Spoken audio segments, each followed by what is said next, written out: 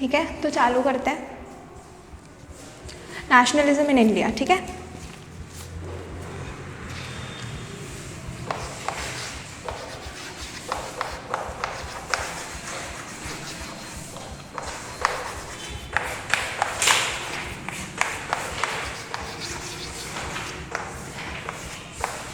ठीक है, तो आज हम ये चालू कर रहे हैं। तो इंट्रोडक्शन पार्ट रहने देते हैं। जो पहला टॉपिक है basically the first world war and nationalism. ठीक है, तो हम यहाँ से चालू कर रहे हैं। बुक अपनी ओपन रखना। फाइन, इट्स ओके, साथ में बैठ, ओके फाइन। हाँ, तो फर्स्ट वर्ल्ड वॉर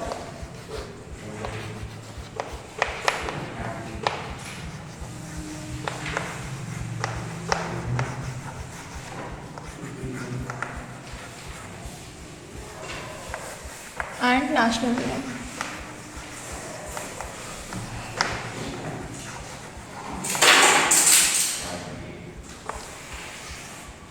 ठीक है, तो पहले अपन देख लेते हैं नेशनलिज्म का मतलब क्या है। ठीक है, बेसिकली व्हाट इज नेशनलिज्म।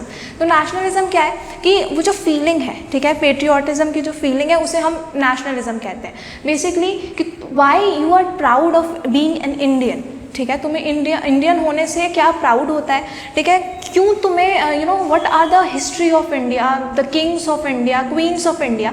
तो ये जो सारी चीज़ें हैं जिसकी वजह से तुम्हें अपने देश से प्यार होता है, या फिर तुम्हें ये बिलीव होता है कि हमारे देश पे हमारा ही राज होना चाहिए और हम पे कोई और राज करके कैसे जा सकता है। So this is basically nationalism. ठीक है, सो द क्वेश्चन इज, ये आता भी है, how did the First World War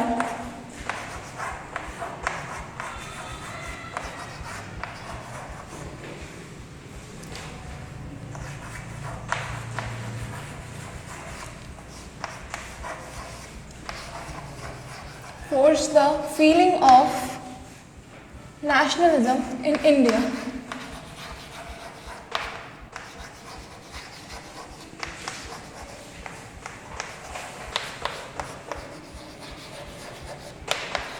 ठीक है, तो हम सबको पता है कि जो फर्स्ट वर्ल्ड वॉर हुई थी, क्या वो इंडिया में लड़ी गई थी? क्या उस वॉर से इंडिया का कोई भी लेना देना था? ठीक है, तो इंडिया का बेसिकली कोई लेना देना नहीं था। इंडिया अपने अपनी ज़िंदगी में बहुत खुश थी।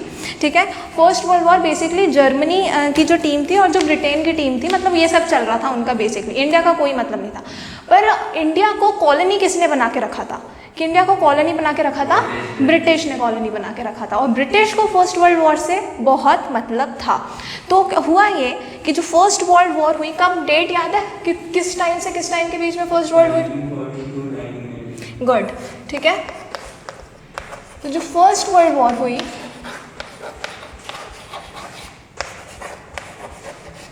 उसकी डेट थी 1914 से 1980। जब इंडिया का कोई लेना देना नहीं था इससे, तो भी इंडियन पीपल थे उनको इससे इतना मतलब क्यों था? ठीक है, जो इंडियन लोग थे उनके अंदर नेशनलिज्म की फीलिंग क्यों आई फर्स्ट वर्ल्ड वॉर से?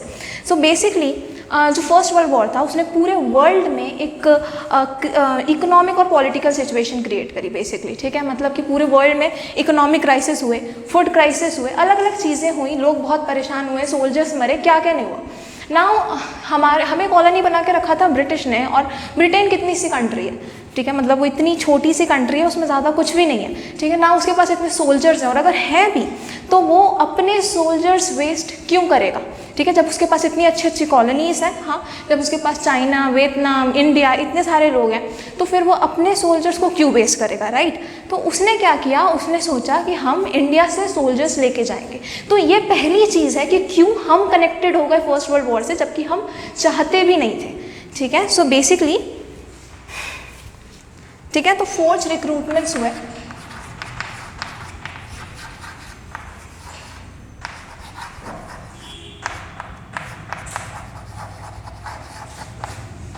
ठीक है, फोर्स रिक्रूटमेंट। ठीक है, उनके पास सोल्जर्स नहीं थे, इसलिए उन्होंने हमसे सोल्जर्स लेना चालू कर दिया। ठीक है, हमें उससे कोई मतलब नहीं था, हम चाहते भी नहीं थे वो वॉर लड़ना। ठीक है, हम किसी और के वॉर में हम क्यों अपनी जान दें, right? It's not like we were not brave, but the thing is why should we fight this war which is not ours, right. इसीलिए हम लोग जो थे वो वहाँ जाना नहीं चाहते थे, लेकिन हमें फोर्सफुली वहाँ पे ले जाया जा रहा था। देन व्हाट हैपेंड, ये पहली चीज़ थी जिसके वजह से हम उनसे कनेक्टेड हो गए, ठीक है। Now the second thing is कि जब वर्ल्ड वॉर हुआ तो जो डिफेंस एक्सपेंडिचर था वो बहुत बढ़ गया धीरे धीरे, ठीक है।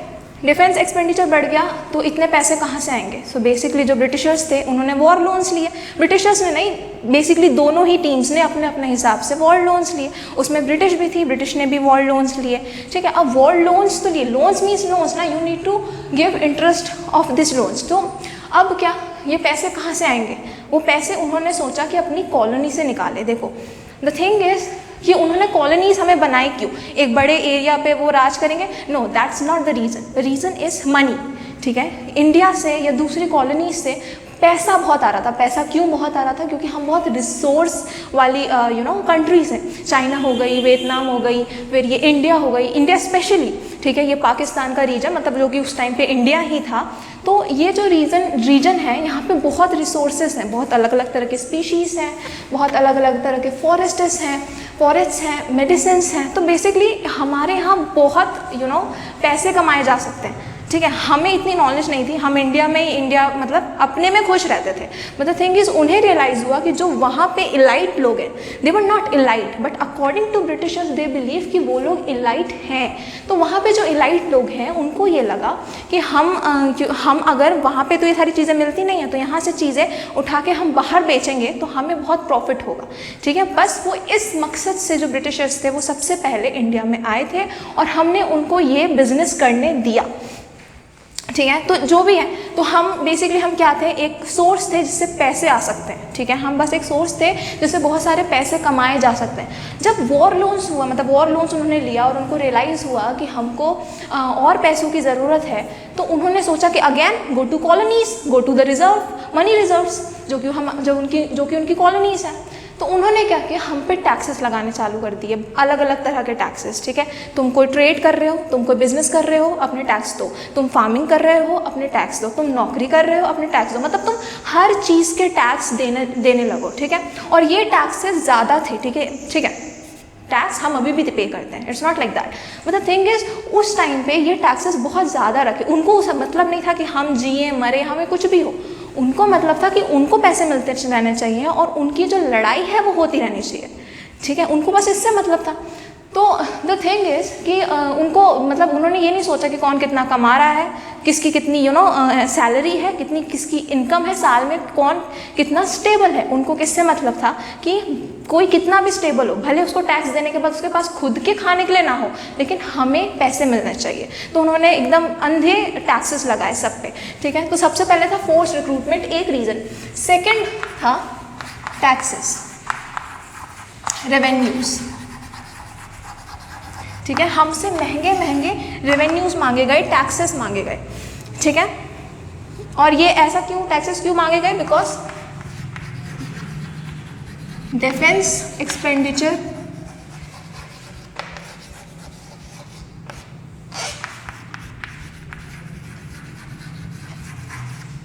इंक्रीज्ड, ठीक है।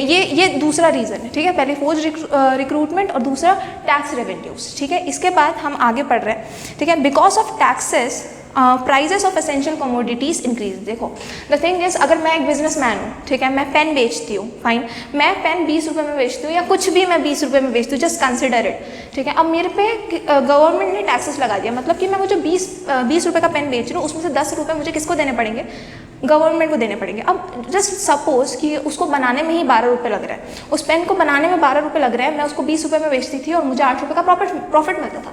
बट नाउ व्हाट, कि अब मेरे को उसमें से 10 रुपये किसको दे देना है? गवर्नमेंट को दे देना है। तो बेसिकली 12 रुपये में पेन बच रहा है और मेरे पास कितना पैसा आ रहा है बेचने के बाद? सिर्फ 10 रुपये, क्योंकि 10 तो चले जा रहे हैं गवर्नमेंट को। तो मैं क्या अपने जेब से निकालूं, अपने जेब से पेन बनाऊं, लोगों को फ्री में बांटूं? नहीं, मैं क्या करूंगी, मैं जो मेरे 20 रुपये का पेन है उसको 30 रुपये का कर दूंगी, या फिर 32 रुपीज़ का कर दूंगी, या 22 रुपीज़ का कर दूंगी। बेसिकली बढ़ा दूंगी। जितने ज़्यादा टैक्सेस उतने ज़्यादा चीज़ों के प्राइजेस बढ़ेंगे, ठीक है। तो अब टैक्सेस तो बढ़े, ठीक है। सबसे पहले टैक्सेस तो बढ़ गए, लोगों को टैक्स देने पड़ गए।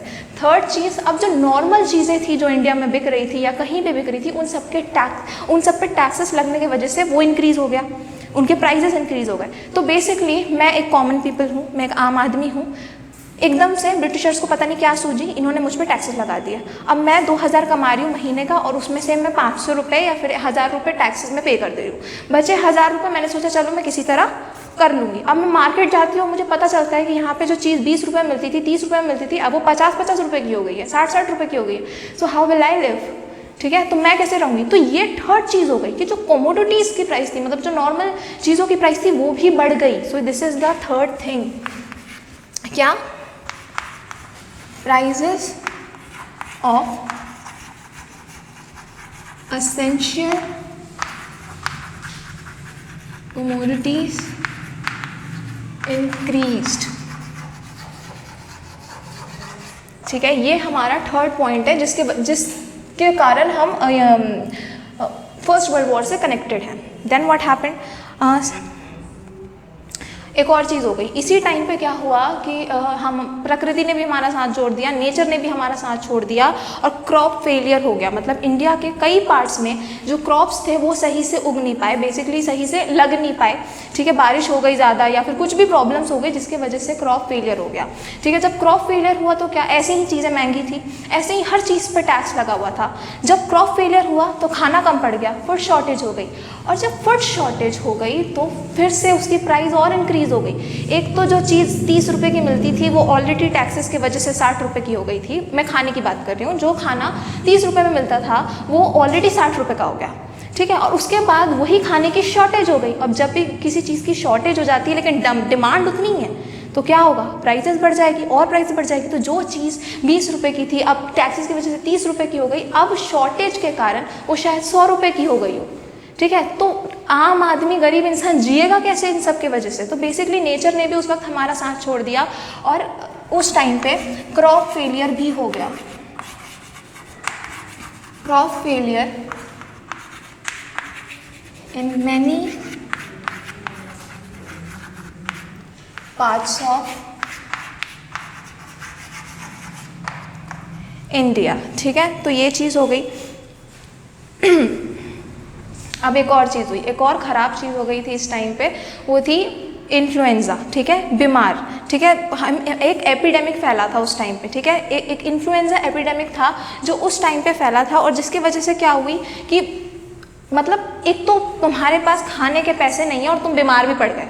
ठीक है, जस्ट थिंक कि कितनी सारी मुसीबतें आई उस वक्त लोगों पे, जो इंडियन पीपल्स पे कितनी सारी मुसीबतें आई। ठीक है, एक तो मतलब दूसरे के वॉर के चक्कर में हम पे टैक्स लगाए जा रहे हैं, हमारे लोग जा रहे हैं। ठीक है, उसके वजह से हमारे जो हमारी चीज़ें उनकी प्राइस बढ़ रही है।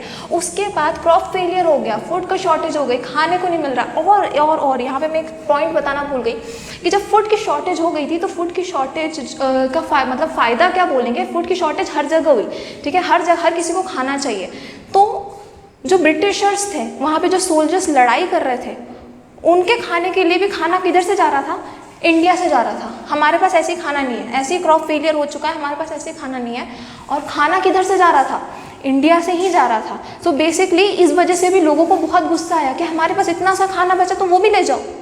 ठीक है, तो ये एक और रीज़न है जिसके वजह से जो हम फर्स्ट वर्ल्ड वॉर के से कनेक्टेड हुए। Now the fifth reason is, मैंने बताया, इन्फ्लुएंजा एपिडेमिक।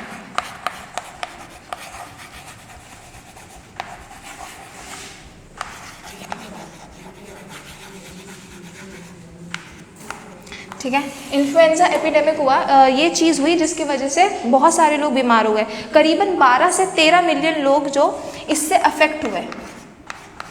ठीक है,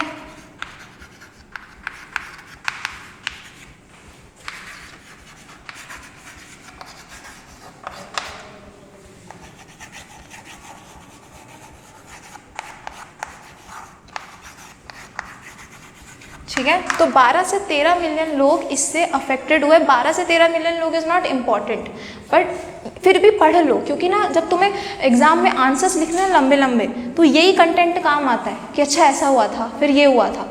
ठीक है, तो इसलिए ये सब चीज़ें अच्छे से देख लेना। हाँ, देन व्हाट हैपेंड? हाँ, तो बस ये कुछ रीजंस थे, कुछ मेन पॉइंट्स थे, ठीक है। इसके वजह से सारे लोग जो थे ब्रिटिशर्स से बहुत ज़्यादा नाराज़ हो गए थे। फर्स्ट वर्ल्ड वॉर में जो भी जीत रहा हो, हार रहा हो, हमें उनसे कोई मतलब नहीं है, और ना हमें उससे किसी भी तरह के गुस्सा आ रहा था। लाइक जो भी हार रहा जीत रहा उससे कोई मतलब नहीं, हमें गुस्सा आ रहा था इस चीज़ से कि why are we forcefully indulging in this war which is not ours, ठीक है। तो हमें इस वजह से बहुत ज़्यादा गुस्सा आ रहा था। इस टाइम पे बहुत सारे क्रांतिकारी आए, बहुत सारे नए नए लीडर्स आए, बहुत सारे नए नए नेशनलिस्ट आए बेसिकली, ठीक है। और यहीं से चालू हुआ बेसिकली ये पूरा जो नेशनलिज्म इन इंडिया का जो पूरा चैप्टर है, ठीक है, उसकी जो शुरुआत हुई ये फर्स्ट वर्ल्ड वॉर से हुई बेसिकली। तो this resulted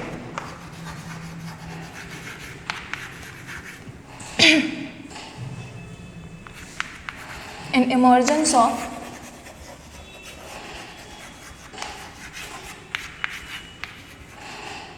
new the hell new leaders, ठीक है।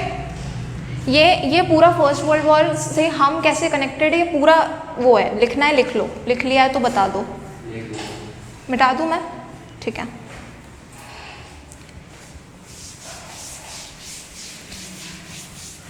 कब फर्स्ट वर्ल्ड हुआ था, डेट अच्छे से याद रख लेना प्लीज़, है ना, मतलब वो ईयर अच्छे से याद रख लेना। क्या ये जो 4-5 रीजन है ये अच्छे से याद रख लेना।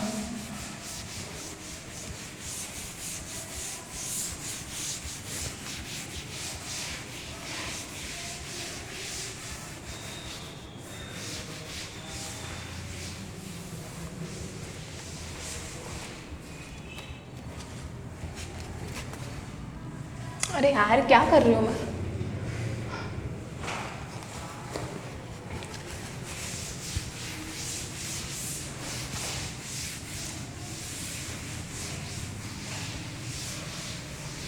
ठीक है, और मैंने ये शॉर्ट पॉइंट्स लिखवाए, इसका मतलब ये नहीं है कि अपन को आंसर में सिर्फ इतना लिख के आना है, ठीक है। जितनी अच्छी इंग्लिश लिख सकते हो ना तुम लोग, उतनी अच्छी इंग्लिश लिखना प्लीज़।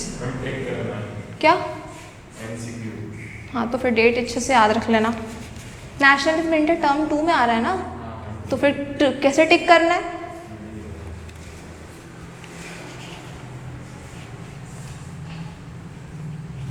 ठीक है, अब अपन दूसरा पढ़ रहे हैं, the idea of Satyagraha and Mahatma Gandhi, ठीक है।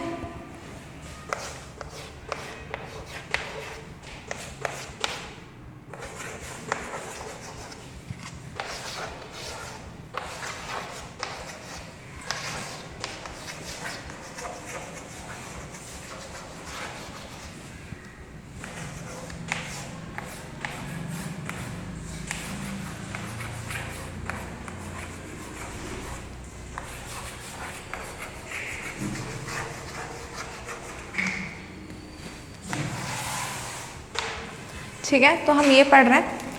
हाँ, तो महात्मा गांधी और सत्याग्रह, ठीक है। Mahatma Gandhi return to India in 1950, ठीक है। ये डेट हर कहीं लिख दो, जहाँ पे महात्मा गांधी की बात हो रही है वहाँ पे लिख दो ये डेट, ठीक है। Mahatma Gandhi return to India in 1950।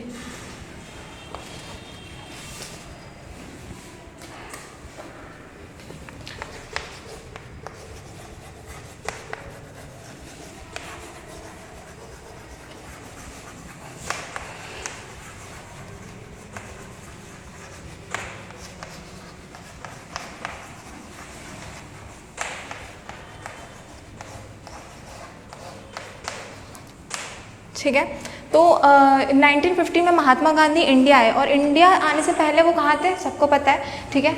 हाँ, साउथ अफ्रीका में थे वो, और वहाँ पे भी उन्होंने सत्याग्रह किया था। तो जो पहला एक्सपेरिमेंट था सत्याग्रह का, वो कहाँ हुआ था? साउथ अफ्रीका में हुआ था, ठीक है। और वहाँ किस वजह से हुआ था? रेशियल डिस्क्रिमिनेशन की वजह से। सबको पता होगा रेशियल डिस्क्रिमिनेशन क्या है, लेकिन फिर भी मैं बता दूँ कि जो स्किन का कलर होता है उसके वजह से जो भेदभाव, उसको कहते हैं रेशियल डिस्क्रिमिनेशन, ठीक है। तो उसके वजह से वहाँ पे गांधी जी ने सत्याग्रह ऑलरेडी किया था, और उसमें वो सक्सेसफुल भी हुए थे, ठीक है। तो याद रखना, जो फर्स्ट एक्सपेरिमेंट हुआ सत्याग्रह को, कहाँ हुआ? इंडिया में नहीं हुआ, वो साउथ अफ्रीका में हुआ, ठीक है। देन अभी देख लेते हैं सत्याग्रह है क्या, ठीक है। मैं ये पॉइंट लिखवा देती हूँ वैसे।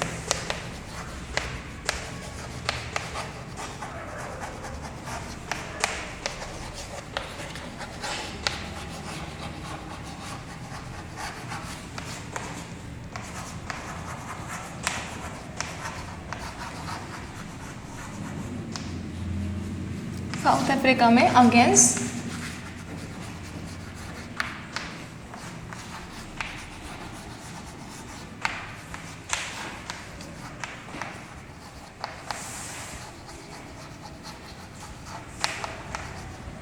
ठीक है। तो ये फर्स्ट एक्सपेरिमेंट था। अब अपन देख लेते हैं कि सत्याग्रह है क्या बेसिकली। सत्याग्रह तुम किस चीज़ को बुलाओगे, मतलब अगर तुम्हें वैसे बेसिकली मोस्टली मतलब मोस्ट इंपॉर्टेंट क्वेश्चन कि what is Satyagraha, explain Satyagraha, explain the philosophy of Satyagraha, why Gandhi ji believe so much in Satyagraha. तो बेसिकली सत्याग्रह के बारे में तुम्हें लिखना ही है, वो बस फिलोसफी है, it's nothing so much important about history but we need to know, ठीक है, क्योंकि वो बेसिक मोराल है इस पूरे नेशनलिज्म इन इंडिया का। तो व्हाट इज सत्याग्रह, ठीक है, इट बुक में लिखी हुई है, ये 3 लाइनें बहुत important. It emphasis on the power of truth and the need to search for truth, ठीक है। क्या है सत्याग्रह?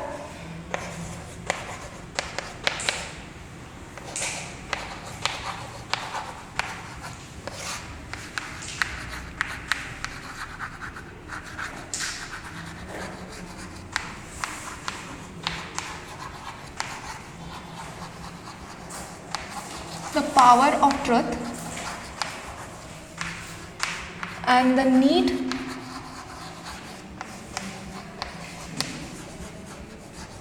to search for truth,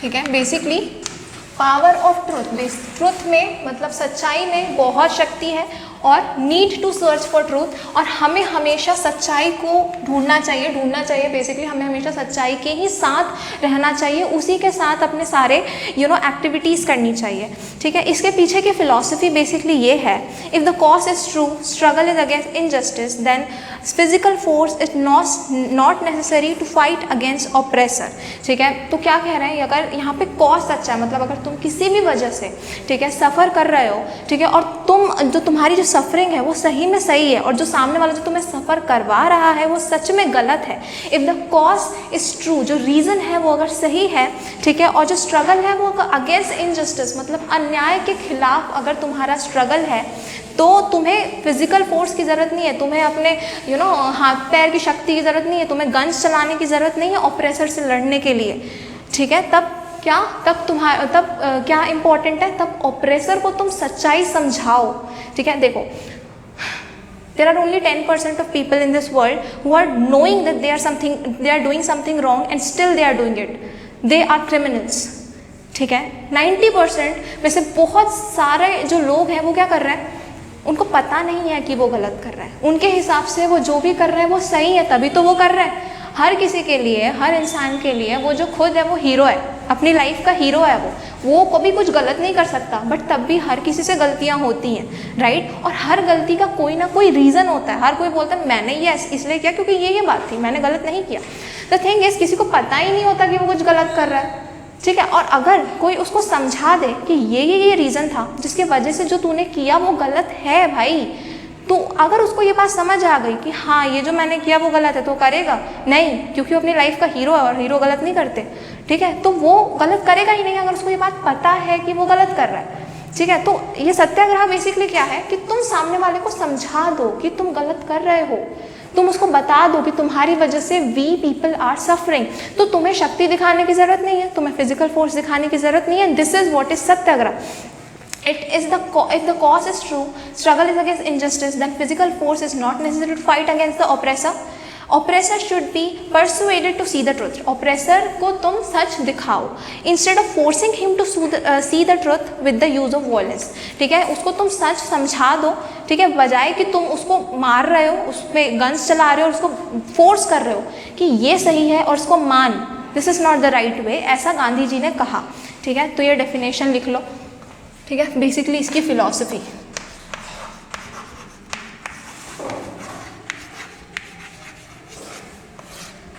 ठीक है, इसकी फिलॉसफी क्या,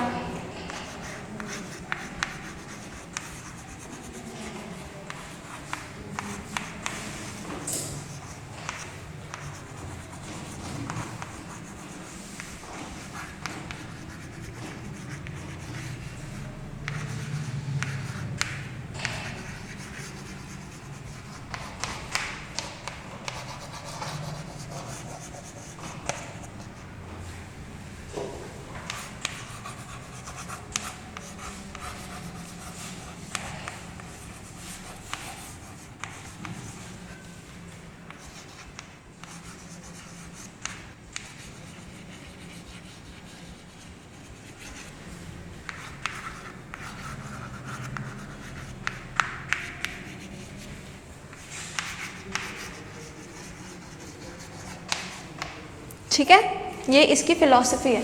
लिख लिया, मिटा दूँ? लिख लो।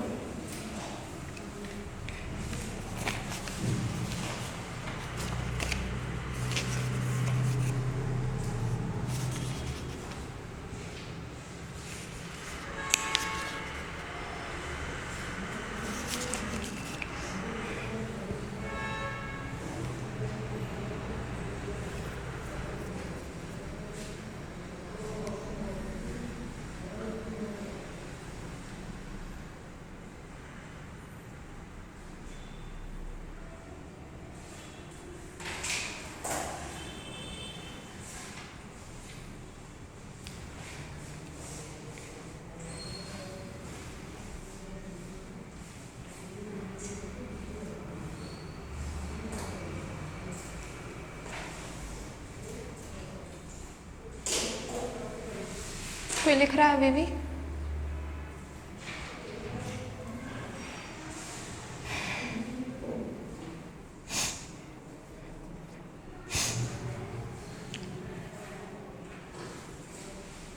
Done everybody? ठीक है, चलो मिटा रही हूँ।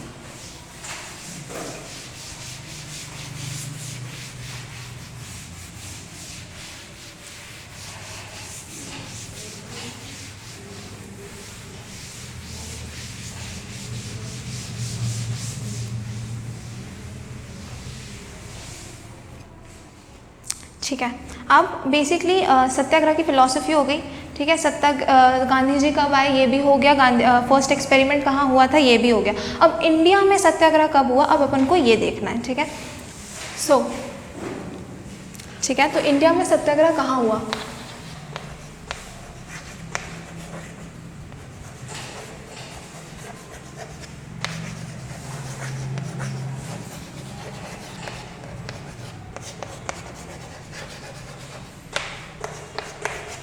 ठीक है, सबसे पहले हुआ चंपारण, बिहार। कहाँ?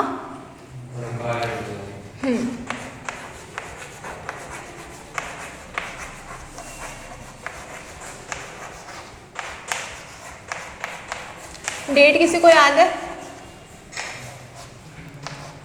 1916। ठीक है, 1950 में गांधी जी आए थे और 1916 में ये चंपारण वाली जो चीज़ हुई वो आई। सो बेसिकली जिस टाइम वो आए उसके अगले साल से ये सारी चीज़ें चालू हो गई थी। ठीक है, और ये चंपारण बिहार में ये जो चीज़ें हुई वो किसकी वजह से हुई? बेसिकली इंडिगो प्लांटेशन की वजह से। ठीक है, जो वहाँ के पीजेंट्स थे वो बहुत परेशान थे। क्यों? इंडिगो प्लांटेशन की वजह से, क्योंकि वहाँ की जो प्लांटेशन सिस्टम था, वहाँ पे जो ऑपरेसिव प्लांटेशन सिस्टम का क्या मतलब है यहाँ पे कि ब्रिटिशर्स जो प्लांटेशन सिस्टम पीजेंट्स पे इम्पोज कर रहे थे, ज़बरदस्ती करवा रहे थे। लिसन, हाँ, तो ये शायद सबको पता हो कि जो इंडिगो जो प्लांट होता है वो बहुत ख़राब होता है। ठीक है, वो पॉइजनस होता है लैंड के लिए। जिस लैंड पे वो उगता है या जिस लैंड पे उसकी फार्मिंग की जाती है, उस लैंड को वो ख़राब कर देता है, उस लैंड को बंजर कर देता है हमेशा के लिए। ठीक है, सो अब प्रॉब्लम ये थी कि जो बिहार में जो पीजेंट्स थे उनको फोर्स किया गया जानबूझ के कि तुम क्या करो, इंडिगो उगाओ। ठीक है, तो वहाँ के लोग इंडिगो उगाने लगे। ठीक है, अपनी ज़मीन बर्बाद करने लगे क्योंकि जान सबसे ज़्यादा प्यारी है। ठीक है, तो वहाँ के लोग उनकी बात मान के इंडिगो उगाने लगे। फिर क्या हुआ कि ये सिंथेटिक केमिकल्स बनने लग गए और इंडिगो की नीड खत्म हो गई। जब इंडिगो की नीड खत्म हो गई और सिंथेटिक केमिकल्स बनने लग गए तो बात ये आई कि अब इंडिगो कौन यूज़ करेगा? Why to farm this when you can just go to the lab and do this. तो जो ब्रिटिशर्स थे उन्होंने मतलब जो लैब से जो ये केमिकल्स बनने लगे उनको खरीदना चालू कर दिया, और ये जो इंडिगो थे जो ये फार्मर्स अभी तक लगा रहे थे अपने लैंड पे उसको मना कर दिया और उन्होंने बोला अब हम नहीं लेंगे। नाउ अब तुम नहीं लोगे तो हम इस इंडिगो का क्या करें? Right, peasants would be like कि अब तुम नहीं लोगे तो हम क्या करें इस इंडिगो का? यार, हमारी ज़मीन तो तुमने ख़राब कर दी, हमारी ज़मीन तुमने ख़राब कर दी और अब तुम बोल रहे हो कि इंडिगो भी नहीं लोगे, तुम्हारी वजह से हमने अपनी ज़मीन पे इंडिगो लगाया। तो ये प्रॉब्लम आई उस टाइम पे पीजेंट्स को। पीजेंट्स ने बोला ब्रिटिशर्स को कि how can we now do this, तुमने हमारी लैंड खराब कर दिया तो लैंड दो, या तो कुछ पेनल्टी दो, कुछ दो, अब हम कैसे जिए क्योंकि हमारे पास तो इतनी लैंड है। तो ब्रिटिशर्स ने ऐसा नहीं था कि कोई पेनल्टी नहीं दी, वो कुछ पेनल्टी देते थे बहुत, लेकिन वो कुछ भी नहीं थी, उसमें कुछ नहीं हो सकता था।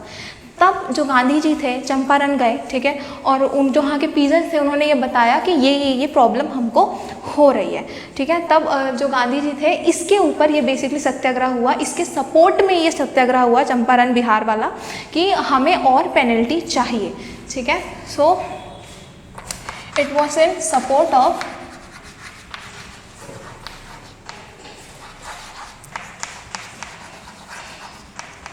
Indigo planters.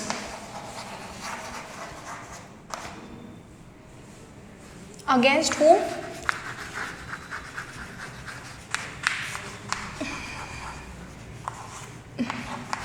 Against the oppressive plantation system.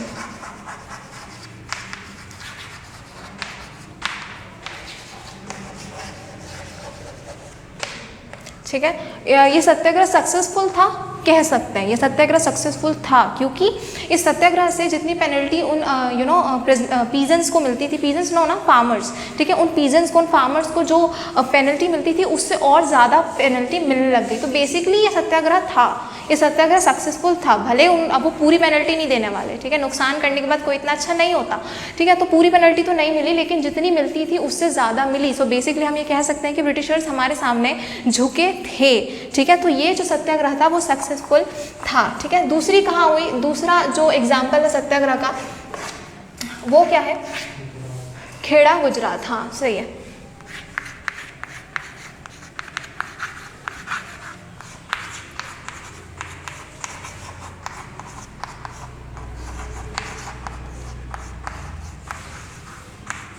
Date याद है किसी को? सही है।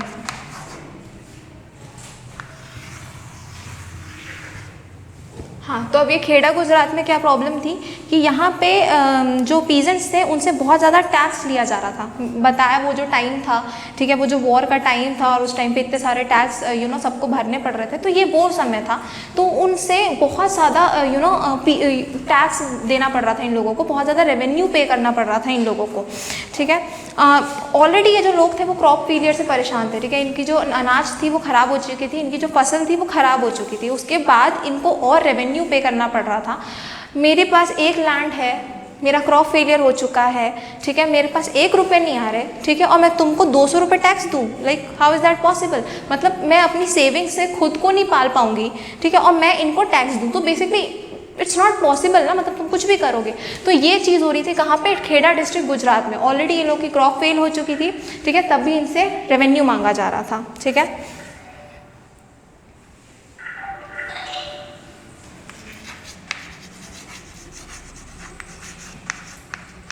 Supporting peasants affected by crop failure, ठीक है। तो ये किसको सपोर्ट कर रहे थे, उन पीजेंट्स को सपोर्ट कर रहे थे जिनका क्रॉप फेलियर हो था। और बेसिकली इस सत्याग्रह का मोटिव क्या था कि जो रेवेन्यू है, जो जो टैक्स लिया जा रहा है उस पर रिलैक्सेशन मिले, या तो उसे कम किया जाए या बंद किया जाए, ठीक है, नहीं हो सकता क्योंकि वो possible.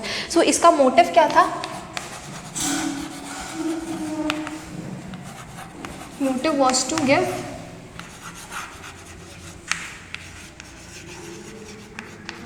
relaxation on taxes or revenues,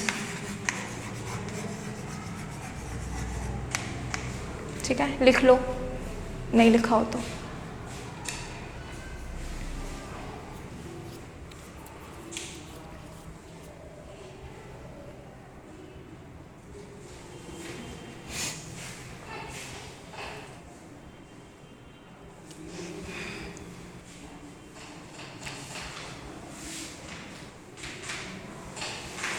ठीक है, ठीक है।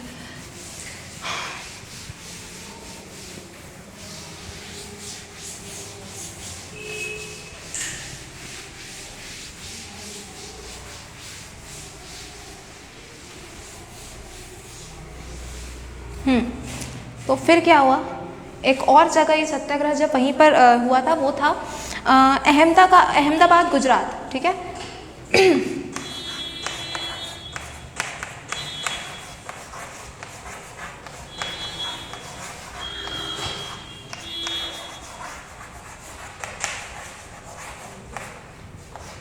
कब डेट क्या थी इसकी, सॉरी ईयर 1918, ठीक है।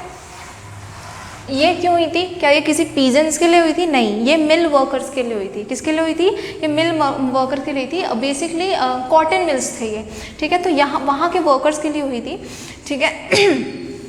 ना यहाँ पे आप लोग को ये समझना है कि जो सत्याग्रह है उसकी मीनिंग ये है एनी ऑपरेसर, ठीक है, it not necessarily being British only, ठीक है, कोई भी ऑपरेसर हो, कोई भी इंसान हो जो किसी को परेशान कर रहा हो, ठीक है, अगर तुम्हें उसको कुछ समझाना है तो बेसिकली दैट सत्याग्रह, ठीक है। तो ये जो था अहमदाबाद गुजरात में, ये जो सत्याग्रह हुआ ये ब्रिटिशर्स के खिलाफ नहीं था, इसका ब्रिटिशर से कोई लेना देना नहीं था, ये इंडियंस के ही खिलाफ था, ठीक है। ये कॉटन मिल था एक अहमदाबाद में, ठीक है, तो वहाँ के जो इंडियन ओनर्स थे, ठीक है, वो अपने जो वर्कर्स थे, जो वहीं पे इंडियन ओनर्स थे, इंडियन वर्कर्स थे, ठीक है, तो अपने वर्कर्स को बहुत बुरी तरीके से रखते थे बेसिकली, ठीक है, बहुत प्रॉब्लम क्रिएट करते थे। उनके जो वर्कर्स थे उनको अपने ओनर से बहुत प्रॉब्लम थी, ठीक है, कॉटन मिल के ओनर से बहुत प्रॉब्लम थी, और उनके क्या बोलते हैं वर्कर्स के लिए ये सत्याग्रह रखा गया था। किसके खिलाफ रखा गया था, ओनर्स के खिलाफ रखा गया था, ठीक है, फॉर रेवेन्यू, ठीक है। तो ये किसके खिलाफ हुआ था, ओनर्स के खिलाफ हुआ था।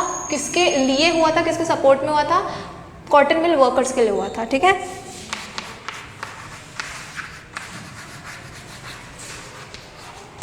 इन सपोर्ट ऑफ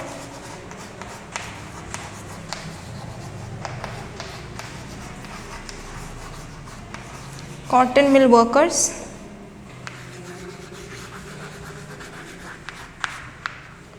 against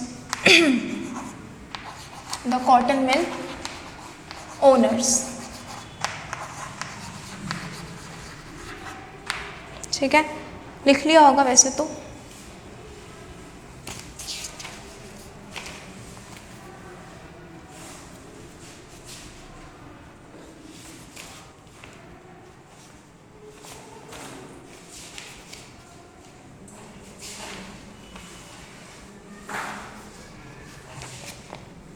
हो गया ना, ठीक है।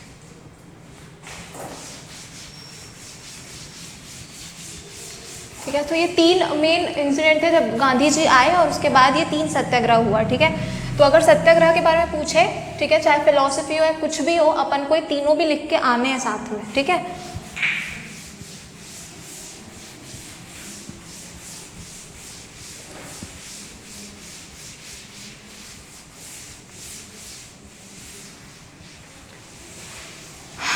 ठीक है, तो अब हम पढ़ेंगे द रॉलेट एक्ट, ठीक है।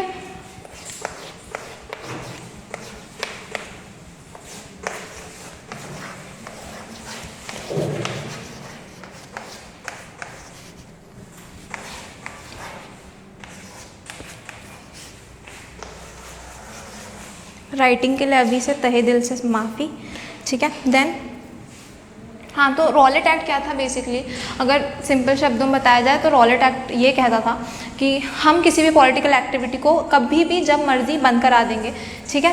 देखो ब्रिटिश ये कहता था कि हम लोगों को डेमोक्रेसी में रख रहे हैं, ठीक है, हम लोगों को डेमोक्रेसी में रख रहे हैं, इंडियन पीपल्स को डेमोक्रेसी में रख रहे हैं। तो डेमोक्रेसी मीन्स कि कोई भी इंसान, मतलब कोई भी इंसान या कोई भी ग्रुप कभी भी रोड पे आ सकता है, कभी भी अपनी बात रख सकता है, कभी भी धरने कर सकता है, ठीक है। लेकिन अब रॉलेट एक्ट क्या कहता था, वो इसी पावर को छीन रहा था। डेमोक्रेसी में रखते थे हमको, लेकिन हमारी पावर को छीन रहे थे। बोल रहे थे कि हम किसी भी पॉलिटिकल एक्टिविटी को बंद करा सकते हैं, जब मन होगा हम किसी भी पॉलिटिकल एक्टिविटी को बंद करा देंगे। और उसके साथ ही अगर कोई पॉलिटिकल लीडर हमें ख़राब लग रहा है, या फिर कोई भी पॉलिटिकल लीडर हमारे अगेंस्ट कुछ भी कर रहा है, तो हम उसको जेल में बंद कर देंगे, ठीक है, और 2 साल तक उसका कोई ट्रायल नहीं होगा, ठीक है। देखो जो रूल होता है ये है कि अगर किसी को भी तुम जेल में बंद कर रहे हो तो उसके 24 घंटे के अंदर, ये 24 घंटे के जस्ट बाद जो है उसको कोर्ट ले जाना ज़रूरी है, ठीक है। कोर्ट ले जाओ, और अगर तुमने कोई गलती नहीं की तुम छूट जाओगे, और अगर गलती की है तो court will decide your punishment, right. Police कोई नहीं होती, फोर्स कोई नहीं होती कि तुमको जेल में पकड़ के रख दिया, it's the work of court actually. तो इन्होंने रॉलेट एक्ट में बोला कि 2 साल तक हम किसी भी पॉलिटिकल लीडर को पकड़ के जेल में बंद करके रख सकते हैं। 2 महीने भी नहीं थे ये, 2 दिन नहीं थे ये, 4 दिन नहीं थे, 6 महीने भी नहीं थे, 2 साल था ये। 2 साल बिना ट्रायल के तुम कैसे किसी को जेल में बंद करके रखते हो। एंड जस्ट इमेजिन, अगर 2 साल के बाद उस बंदे की गलती नहीं हुई तो उसके 2 साल बर्बाद ना लाइफ के। तो what an unjust law it was, ठीक है। तो ये एक्ट कहता क्या था, सबसे पहले तो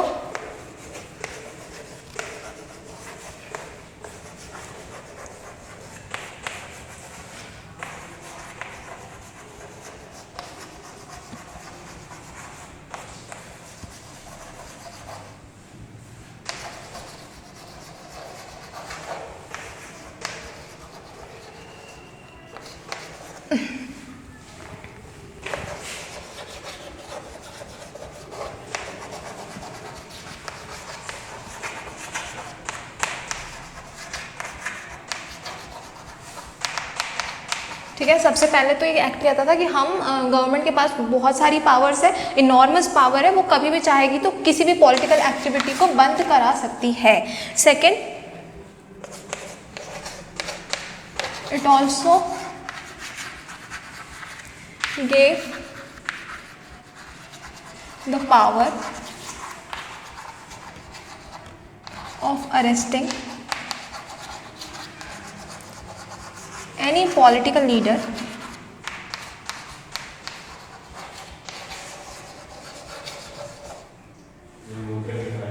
कहाँ ये repress, gave the power of arresting any political leader and keep him, her in jail, prison for 2 years without any trial.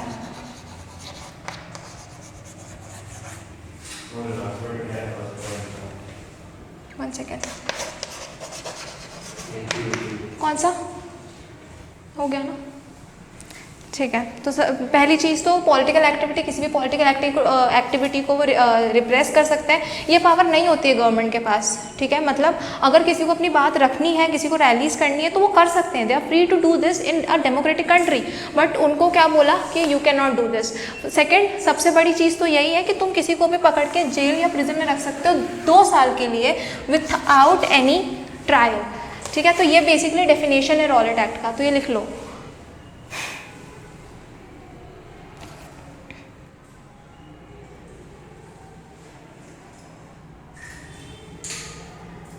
हो गया?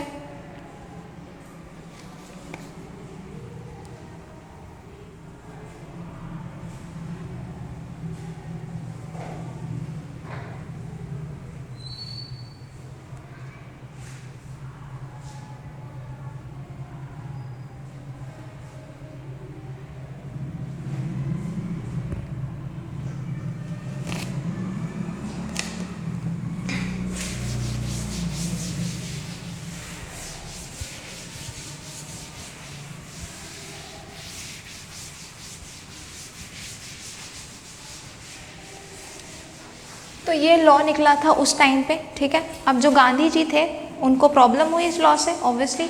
ठीक है, तो गांधी जी जो थे उन्होंने इस लॉ को अपोज किया। ठीक है, और उन्होंने इसके अगेंस्ट बेसिकली रॉलेट सत्याग्रह निकाला। ठीक है, कि द थिंग वॉज कि he was with Satyagraha, and Satyagraha means fight against injustice, and it's so pure injustice. Like तुम 2 साल तक किसी को भी रख लो, कोई सुनवाई नहीं होगी, तुम्हारी मर्जी चल रही थी। Is this a democracy? No.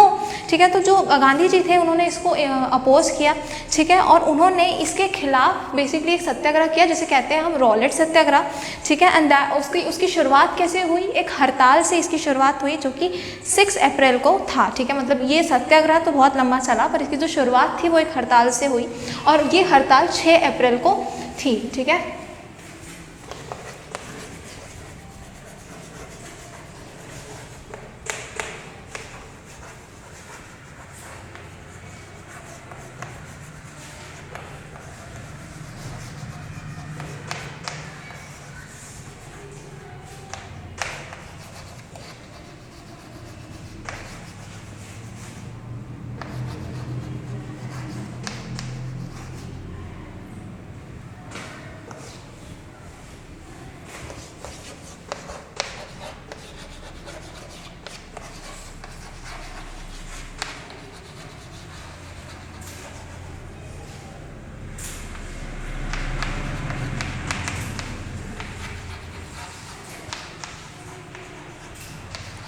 ये डेट याद रखना है ना अच्छे से, 6 अप्रैल 1919, ठीक है। अनजस्ट,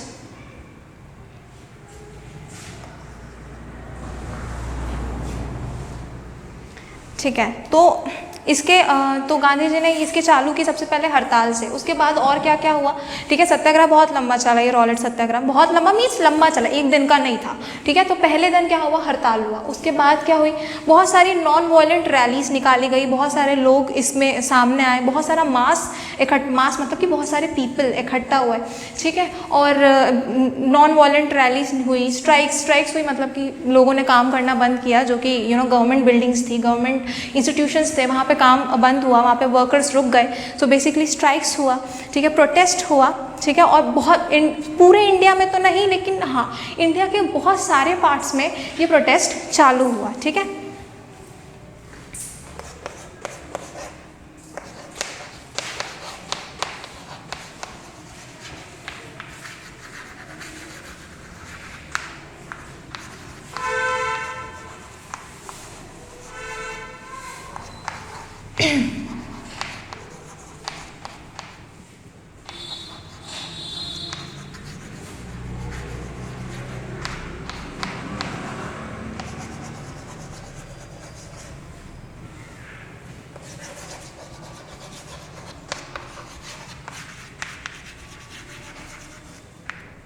ठीक है।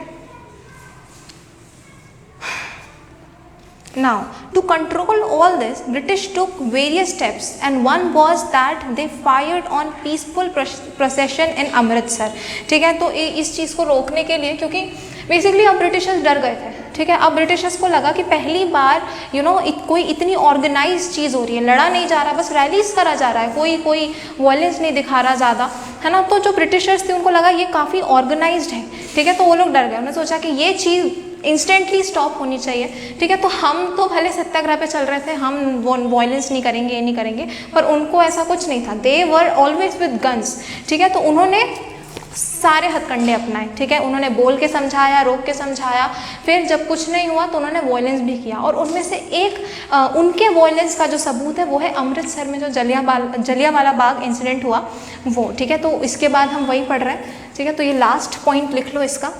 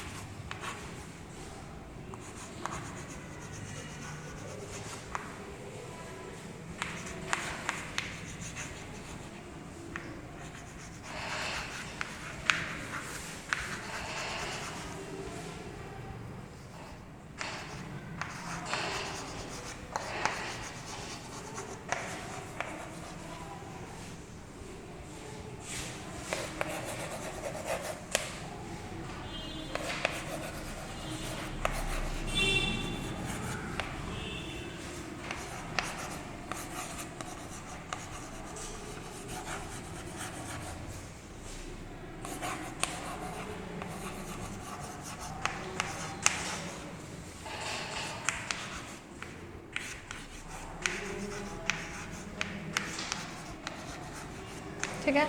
ये प्रोसेशन लिखा है, ठीक है, अभी देख लो, ये प्रोसेशन लिखा है, और लिख लो जल्दी।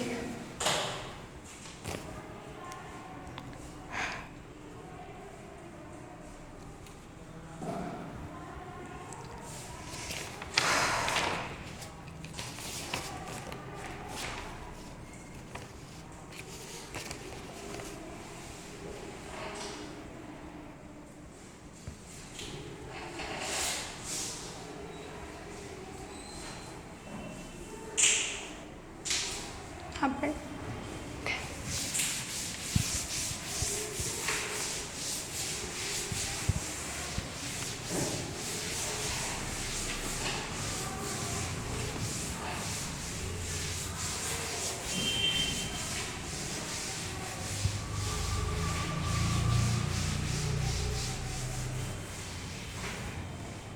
ठीक है, तो अब अपना आज का लास्ट टॉपिक पढ़ रहे हैं अपन, ठीक है। यह है जलियांवाला बाग इंसिडेंट।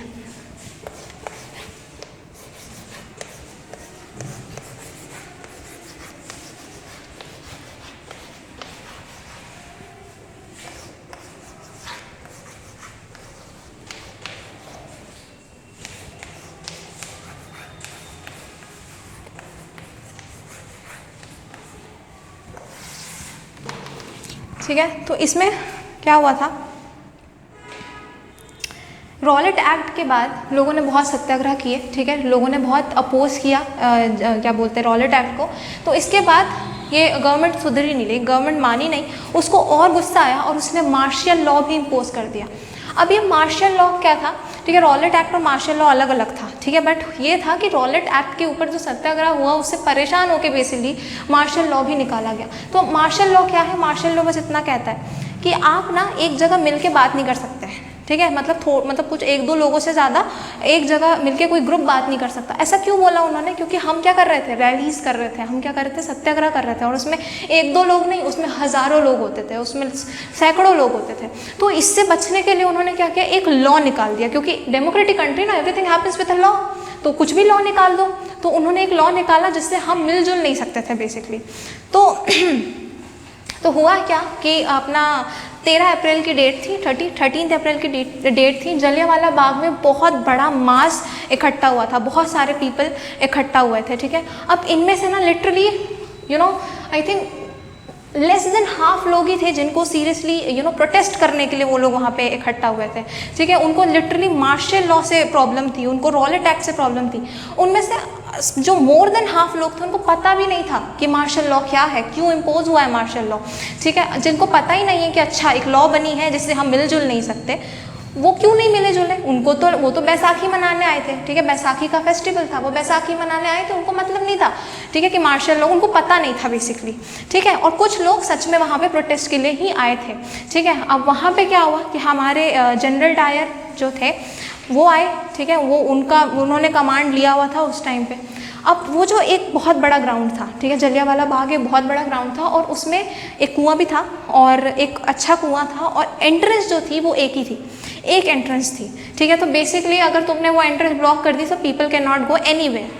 तो क्या हुआ कि जनरल डायर आए बहुत सारे अपने सोल्जर्स के साथ, क्रॉप्स के साथ, बहुत सारे गन्स के साथ, और उन्होंने वो जो एंट्रेंस थी वो ब्लॉक कर ली। ब्लॉक करने के बाद उन्होंने वहाँ पे ओपन फायर चालू कर दिया, open fire, nobody can come out with that, walls बहुत बड़ी बड़ी थी, एंट्रेंस तुमने ब्लॉक कर दी है, ठीक है। तो बेसिकली कोई वहाँ से बाहर नहीं आ पाया, ओपन फायर, उनको वॉर्न तक नहीं किया क्या कि ऐसा लॉ लगा है, जाओ अपने घर जाओ वरना हम गोली चलाएंगे, ऐसा कुछ नहीं हुआ, सीधे जो था गोलियां चालू हो गई, open fire without any making them realise that there is some martial law, ठीक है। तो ये चीज़ हुई, कुछ लोग कुएं में कूद गए गोली के डर से कि हमें गोली नहीं लगेगी, हम चलो कुएं में कूद जाते हैं, बट क्या हुआ, इतने सारे लोग कुएं में कूदे कि आधे से ज़्यादा नीचे गिर के मर गए, मतलब दब के मर गए बेसिकली। तो नथिंग वर्कड बेसिक, और ऑलमोस्ट सारे ही लोग वहाँ पे मर गए। तो मैं यहाँ पे लिखवा देती हूँ इसके नोट्स भी, ठीक है। सो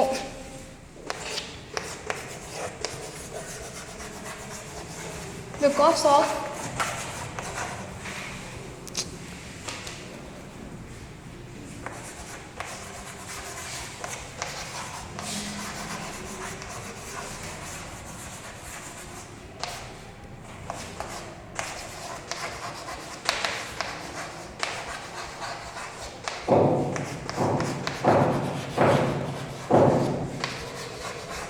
Britishers imposed martial law,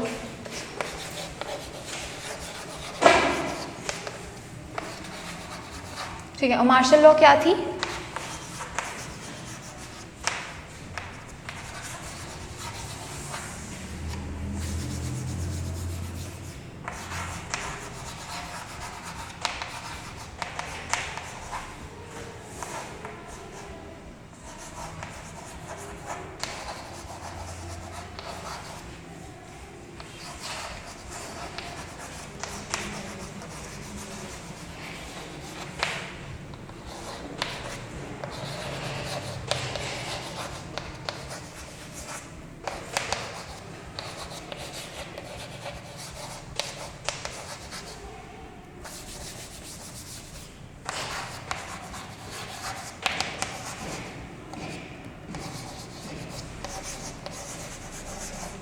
ठीक है। तो ये पहला पॉइंट है कि because of Rowlatt Act, Rowlatt Satyagraha, Britishers imposed martial law which prohibits mass crowd from talking और entry in a particular place, मतलब कि एक जगह पे इकट्ठा होना या फिर बहुत सारे लोगों का बात करना, बहुत सारे क्राउड का जमा होना, ये प्रोहिबिटेड था किसके अकॉर्डिंग, मार्शल लॉ के अकॉर्डिंग, ठीक है। Then what happened,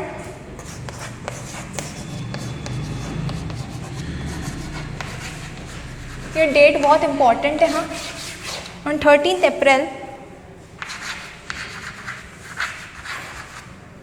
people entered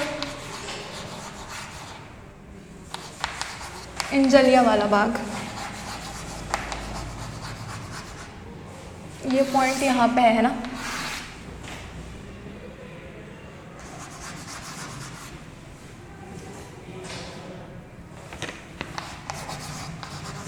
ठीक है। अब इसमें किस किस तरह के लोग थे, यहाँ पे दो तरह के लोग थे। पहले जो कि यहाँ पे प्रोटेस्ट के लिए आए थे,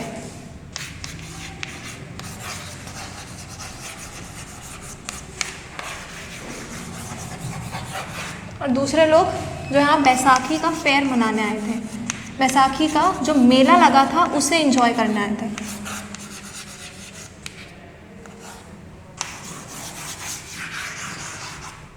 ठीक है, ये लिख लो।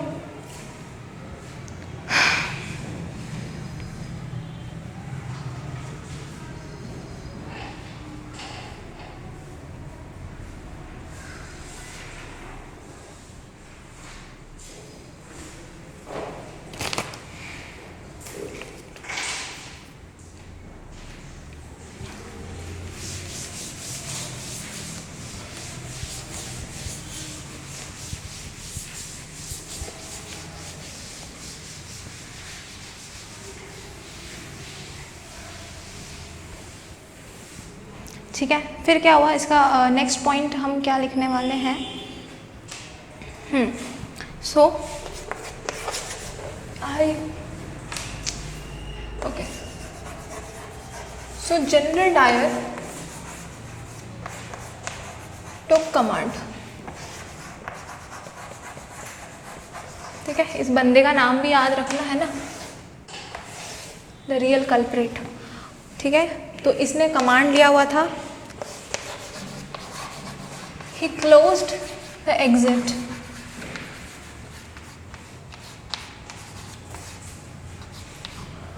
and fired upon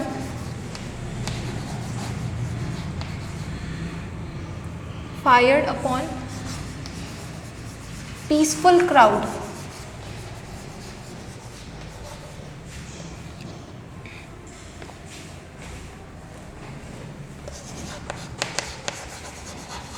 Without any warning।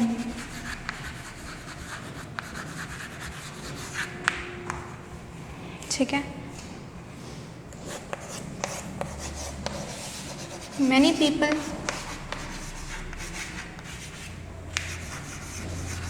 were killed।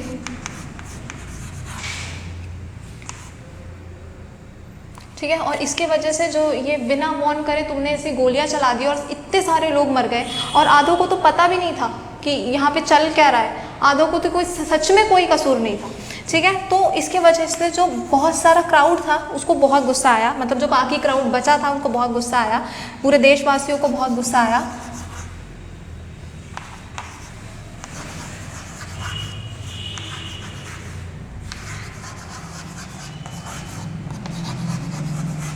ठीक है, क्राउड को जब गुस्सा आया तो जो लोग थे वो स्ट्रीट्स पे आ गए,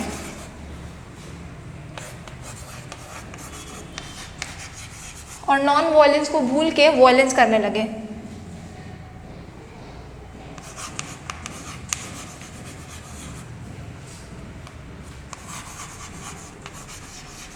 क्लैशेस विद पुलिस, मतलब कि पुलिस के साथ उनकी बहुत सारी मतलब बहुत लड़ाई हुई।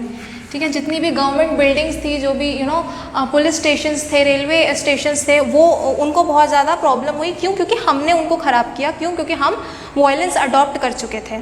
ठीक है, एंड अटैक ऑन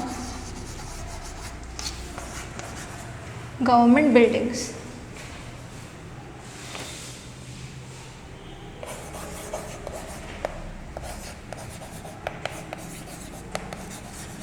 ठीक है। तो जनरल डायर और ये जलियांवाला बाग के बाद ये जितना मतलब जलियांवाला बाग के बाद मतलब सॉरी जलियांवाला बाग से जो इंसिडेंट हुआ, इतने सारे जो लोग मरे, उसकी वजह से जो लोग थे उनको बहुत प्रॉब्लम हुई और उन्होंने वॉयलेंस को अपने हाथ में लिया। जबकि गांधी जी ने हमेशा कहा था कुछ भी हो जाए हमें वॉयलेंस नहीं करना, लेकिन इसके बाद जो लोग थे वो प्रिपेयर्ड नहीं थे एक सत्याग्रह के लिए। सत्याग्रह बस चालू हो गया था और लोगों को लगा ये फ़ायदेमंद है तो सबने ज्वाइन कर लिया, पर लोग अभी प्रिपेयर्ड नहीं थे कि what is satyagraha basically and how should we need to behave. But the thing is कि चीज़ ही ऐसी हुई कि लोग अपने आप को कंट्रोल नहीं कर पाए और उन्होंने वॉयलेंस को अपने हाथ में ले लिया, सारी बिल्डिंग्स को ख़राब करा, पुलिस के साथ बहुत सारी लड़ाई करी। नाउ द थिंग इज हम कैसे लड़ाई करेंगे, इंडियंस कैसे लड़ाई करेंगे? लाठी से, पत्थर से, पर सामने वाले बंदे के पास क्या है? गन्स हैं, राइट। सो बेसिकली हम कुछ भी कर लें पर वो हमेशा हमसे ज़्यादा पावरफुल रहे हैं, क्योंकि वहाँ पे हर बंदे के पास गन्स है। और अगर हमने ब्लैक में कहीं से गन्स मंगवाए भी होंगे तो कुछ कुछ नेशनलिस्ट के पास होंगे या कुछ फ्रीडम फाइटर्स के पास होंगे, हर इंसान के तो पास नहीं होंगे ना, जिसका बेटा या बहू या पति कुछ भी गया वहाँ पे जलियांवाला बाग पे और वहाँ पे उसकी हत्या हो गई, है ना। सबके पास थोड़ी गन्स हैं, ठीक है। तो सबने ऐसे ही प्रोटेस्ट किया और वो हार गए, क्योंकि ब्रिटिश ने फिर अच्छे से वॉयलेंस अपनाया और ब्रूटल बिहेव किया किसके साथ? इंडियंस के साथ। तो ये एक आखिरी पॉइंट लिख लेना, मैं नीचे इसको मिटा के लिखवाते रही हूँ।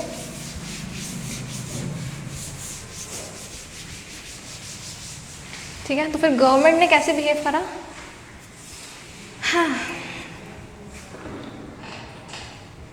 ओके। सो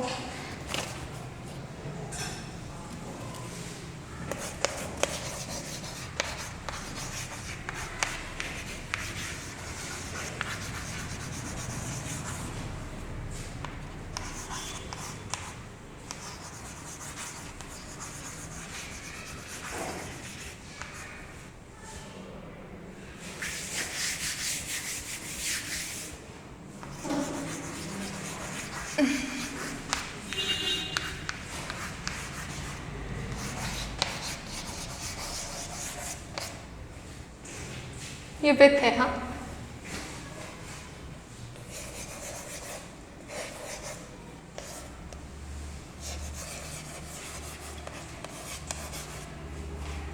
ठीक है। तो गवर्नमेंट को इससे और खुला हाथ मिल गया कि चलो अब वो लोग भी वॉयलेंस कर रहे हैं तो हम तो वॉयलेंस करेंगे ही ना। ये कोई डेमोक्रेटिक चीज़ नहीं हो रही है कि वो लोग सिर्फ अपनी बात रख रहे हो या रैलीज कर रहे हो, वो तो वॉयलेंस कर रहे हैं तो हम भी करेंगे। तो फिर उनको और खुली छूट मिल गई और उन्होंने बहुत ही बुरी तरीके से हमें ट्रीट किया। ठीक है। सो आज के लिए इतना ही। अगले क्लास में हम खिलाफत मूवमेंट से पढ़ेंगे। ठीक है।